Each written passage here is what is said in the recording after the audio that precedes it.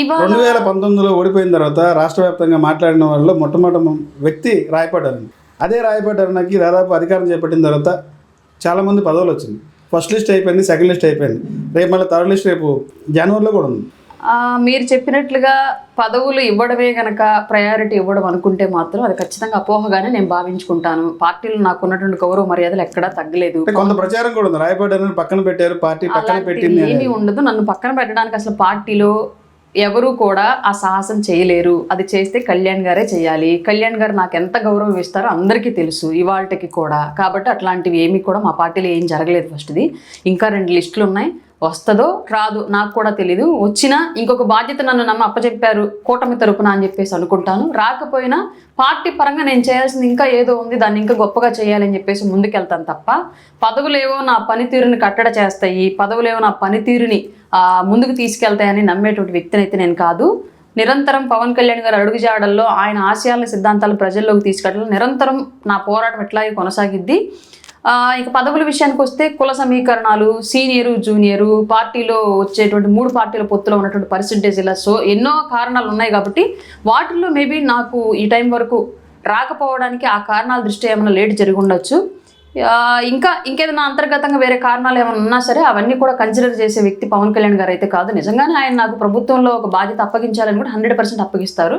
లేదు నా సేవలు పార్టీ కోసం కొనసాగించాలి అనుకుంటే 100% నాకు ఇచ్చే ప్రయారిటీ ఇస్తూనే ఇలాగే కొనసాగనిస్తారు. ఇది నేనైతే కన్సిడర్ చేసుకోవట్లేదు. అసలు పదవులు అనేవి నా పనితీరుని ఏ విధంగా కూడా ప్రభావితం చేయలేవు. అంటే పార్టీ అధికారం చేపట్టిన తర్వాత, అధికారంకి వచ్చిన తర్వాత కళ్యాణ్ గారు మీతో మాట్లాడారు, ఇంత పార్టీకి ఎంతో కష్టపడారు, పార్టీ అధికారులు కృషి చేశారు, మీడియా పరంగా కానీ పార్టీ పరంగా కానీ ఎలక్షన్ పోల్ మేనేజ్మెంట్లో కానీ. అధికారంలోకి వచ్చిన తర్వాత పవన్ కళ్యాణ్ గారు ఎంత బిజీగా ఉన్నారో అందరూ చూస్తూనే ఉన్నారు. పర్టికులర్గా నేను ఇప్పుడు ఏమి ఎలివేషన్ కూడా ఇవ్వాల్సిన అవసరం లేదు. నిరంతరం ఆయన చేస్తున్నటువంటి కృషి, పోరాటం, శ్రమ కనిపిస్తానే ఉంది ప్రతి ఒక్కరికి.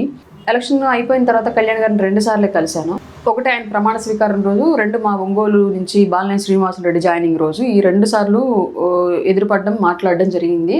ఆ టైంలో అప్పుడున్నటువంటి ఆ స్పేస్లో మేము వ్యక్తిగతంగా నా పదవుల గురించో ఇంకొక విషయాల గురించి ఆయన నాతో మాట్లాడేటువంటి అవకాశం రాలేదు. మాట్లాడనంత మాత్రాన ఆయన దృష్టిలో నేను కలిశానండి. 2 సార్లు కలిశాను. ఆఫ్టర్ రిజల్ట్స్ నేను 2 సార్లు కలిశాను కళ్యాణ్ గారిని. నాకు ఇప్పటికి కూడా ఎలాంటి ఇబ్బంది పార్టీ వ్యక్తుల నుంచి కానీ పార్టీ ఆఫీస్ నుంచి కానీ ఏమీ లేదండి. ఏదన్నా ఉన్నా సరే జనరల్గా పోటీ తత్వంలో ఎదురయ్యేటువంటి చిన్న చిన్న అవాంతరాలే తప్ప అంతకుమించి ఏమీ ఉండదు. అంటే మీకు పదవులు రావడానికి ఎవరైనా అడ్డుపడటం ఉన్నారు పార్టీలు ఏదన్నా వేరే? లేదండి, అట్లాంటివి ఏమీ నేను ఊహించను. అట్లాంటివి ఏమైనా ఉంటే అని కూడా నేను అనుకోవట్లేదు. ఎన్నికల ముందు కూడా మీ పార్టీ వాళ్ళు మీ మీద దాడి కూడా జరిగింది. ఆ టైంలో దాడి జరిగింది, హాస్పిటల్కి అయ్యారు. చాలా అవి సహజంగా ఏ రంగంలో అయినా ఏ పార్టీలో అయినా జనరల్ గా ఒకళ్ళు ఎదుగుతూ ఉంటే అసూయ ద్వేషాలు ఇదే అసూయ అంతకు మించి ఇంకేమీ లేదు. వాళ్ళకి నాకేమైనా పొలం కడ తగదలా, ఇంటి హద్దులు కడ తగదలా ఏముండవు. ఒకే పార్టీలో పనిచేస్తున్నాము, బట్ వెనకాల వచ్చి ఏదో ఎదుగుతున్నాను, కళ్యాణ్ గారి దృష్టిలో ప్రయారిటీ ఎక్కువ తీసుకుంటున్నాను అన్నటువంటి ఒక చిన్నపాటి అసూయ ద్వేషాలకులోనే చేసినటువంటి దాడి అది. అందులో భాగంగానే నా వల్ల పాపం మిగతా వాళ్ళు కూడా దెబ్బలు తిన్నారు. నన్ను ప్రొటెక్ట్ చేయబోయి అది నాకు బాధించే విషయము. కానీ అది కరెక్ట్గా ఎలక్షన్ టైంలో అవ్వడం మూలంగా నేను దాన్ని పార్టీకి కూడా ఏ విధంగానూ పార్టీకి బడ్డన్గా మారడానికి ఇష్టపడక అది నా వ్యక్తిగతం అనేది నా భుజాల మీద వేసుకున్నాను. వాళ్ళకి అది లీగల్గా కేసు కొనసాగుతుంది. మేడం, సూపర్ 6లో భాగంగా నీకు 15,000 ఆ పథకం ఎంతవరకు వచ్చింది? లేదు సార్, అది నెక్స్ట్ విద్యా సంవత్సరం నుంచి అమలు వచ్చింది. నేను ఒక్క విషయం మిమ్మల్ని అడుగుతున్నాను, యాజ్ ఏ సిటిజన్గా అండ్ మీడియా పర్సన్గా మీరు చెప్పండి దీనికి ఆన్సరు. జగన్మోహన్ రెడ్డి అనే వ్యక్తి 2019 ఏప్రిల్లో వచ్చాడు అధికారంలోకి. అప్పుడు అతను పెట్టినటువంటి అమ్మఒడి పథకం ఏ టైంలో 2020 జూన్లో ఇచ్చాడు. సంవత్సరం తర్వాత ఇస్తే ఆ రోజు ఎవరూ క్వశ్చన్ చేయలేదాన్ని. ఎందుకంటే ప్రభుత్వం ఆ టైంలో ఉన్నటువంటి పరిస్థితుల్ని అపోజిట్ పార్టీలు అని ప్రజలు కూడా అర్థం చేసుకున్నారు. ఇవాళ ప్రజలు అర్థం చేసుకుని మౌనంగా ఉన్నప్పటికీ కూడా గత ప్రభుత్వం ఇచ్చినటువంటి సమయము ఇప్పుడు ఇంకా కూడా గడవనప్పటికీ కూడా ఈ ప్రభుత్వానికి సంవత్సరం ఇంకా కాలేదు. అయినప్పటికీ కూడా ముందు ప్రజల్ని రెచ్చగొట్టాలి, ప్రజల్లో వ్యతిరేకత పెంచాలి, ప్రభుత్వం మీద విషం చల్లాలి అన్నటువంటి ఒకే ఒక్క ఎజెండాతోటి ప్రతిపక్షంగా తన బాధ్యత ఏంటి అన్నది నిర్వర్తించడం కూడా మానేసి కేవలం విషం చల్లటమే బాధ్యతగా పెట్టుకున్నటువంటి వైసీపీ చేస్తున్నటువంటి ప్రచారం ఇది. మీ ప్రభుత్వంలో మీరు సంవత్సరం టైం తీసుకున్నారు ఒక పథకం తీసుకురావడానికి. పైగా పెన్షన్ కూడా అప్పుడు పెంచలేదు మీరు, సంవత్సరానికి ఇన్స్టాల్మెంట్లు రూపంలో పెంచుకుంటూ వచ్చారు.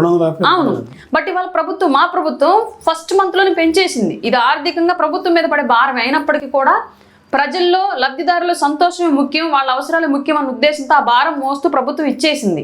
ఇవాళ అమ్మఒడి మీరు ఏదైతే లేట్ చేశారో అట్లాగే ఇవాళ మేము ఇస్తామన్నటువంటి విద్యా దీవెన కానివ్వండి, లేదంటే తల్లికి వందనం కానివ్వండి, ఇట్లాంటివన్నీ కూడా మీరు చెప్పినటువంటి టైంలో 100% నెక్స్ట్ విద్యా సంవత్సరంలోపు వాటిని అమల్లోకి తీసుకురావడం మా ప్రభుత్వం నిరంతరం కృషి చేస్తుంది. 100% చేస్తాం. వైసీపీ మంచి ఏదైనా చేసింది అని మనం కనుక చెప్పుకోవాల్సి వస్తే ఆ మంచికి మించిన స్థాయిలో ఎన్డీఏ కూటమి చేస్తుంది.